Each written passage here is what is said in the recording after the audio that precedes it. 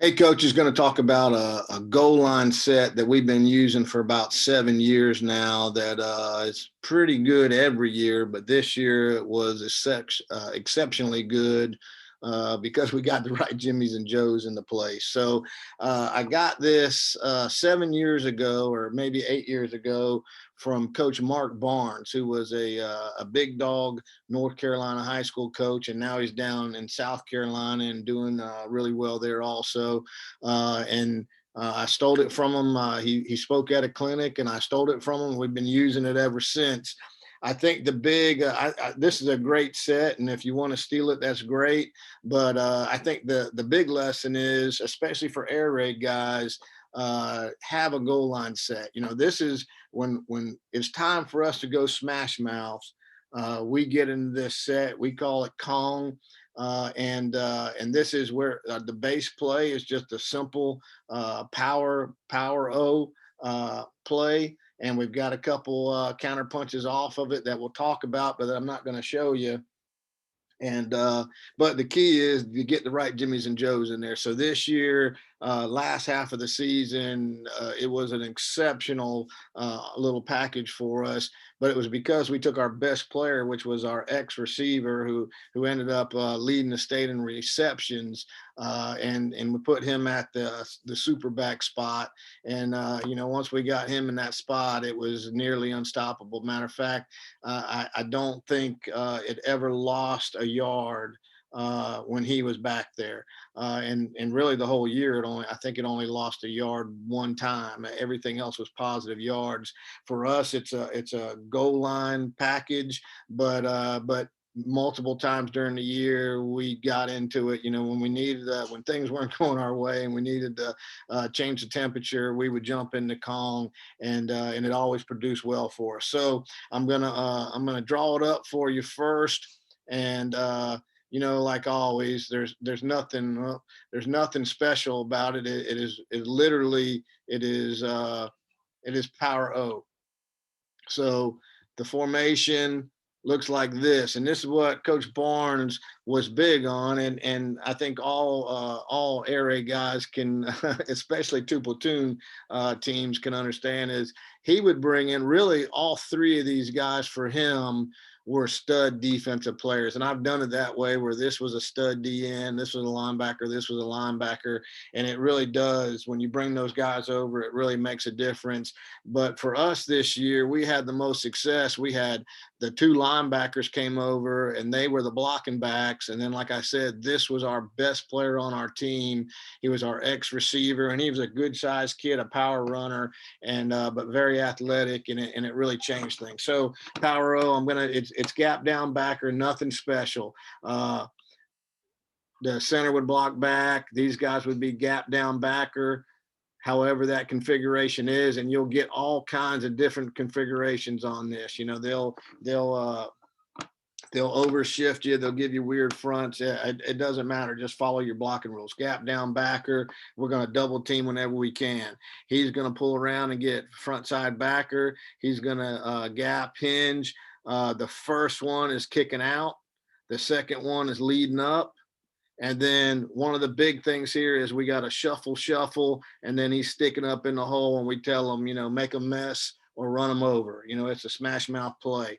Over here, these guys are running a quick screen, and basically this is just a pre-snap. If we ever get 2-on-1, we're going to take the quick screen. I've never called it, although we could, but it's basically just a numbers game. If they're trying to get too many over into the box, we're gonna throw the quick screen out here because this Z was also one of our best players, and so it was an effective play. Now off of this, you see it, and I think all the clips are going to be strong right, but we do go strong left quite a bit. We do have, and basically there's 4 plays. There's this base play. This would just be 26 to us, power O right. We do have a counter where we line up in the same formation, but then go power O the other way. We do have a pass off of it, and we do have the quick screen off of it. So there's either 4. I think that's a 4-play package that we run. But Obviously, our main one is the power row, and when it's running good, that might be all you get. We might flip it over. You see, we this was guard over this year. That's just because of personnel. Normally, it's a tackle over situation, but because of we had two real good sized physical guards, and our tackles were quicker guys. So you see it's tackle over or normally tackle over. The Y is on at the tackle position on the left. So he's an eligible receiver. And let me show you the clips. I've got a few I've got a few from the sideline, and then I've got just a couple at the end that are from the end zone copy. So I believe this was just a goal line situation, and I'll give you. I got the same couple plays in from the end zone copy also. So here we go. This is Kong Wright 26. Kong Wright 26. I'll slow it down. Hopefully, we'll get a good view of this. Shuffle, shuffle, and then downhill, and you see, they pretty much cleared it out for him. Next one, I think that was a touchdown. Then this was the 2-point play coming right behind it. Again, they do a good job for him. So this is Kong Wright 26 again. Shuffle, shuffle, downhill, and they opened up a big hole there. Pad level's probably not as good as it should be, but they're cleaning it up. All right, so here, this was in the playoffs, and this was really, we were just getting pounded in the first half, and we knew we were two platooning, and this other team was one platooning, and we felt like we could get them tired out and do something, but we just couldn't get anything going offensively. So they didn't get tired in the first half. So we came out, we opened the second half in this Kong set and drove it down the field, and then basically a lot of things started changing after that.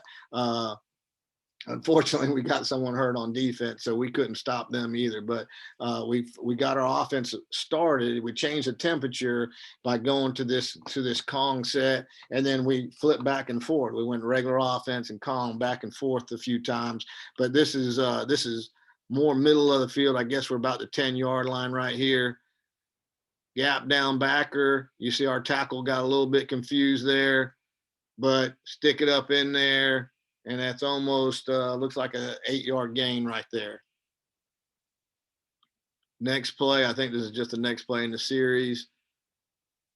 Little cleaner right there and into the end zone. So, just with the right personnel, this thing's hard to stop, especially when you got the counter punches. If they overload one side, we'll counter back the other way. If they don't have enough guys out here on the quick screen, we'll throw it out there, and we got the pass off of it also. Here it is again. Looks like that was from the 18-yard line or so. All right, here's two goal line shots. These were earlier plays that you saw. I just wanted to get you the goal line look at it.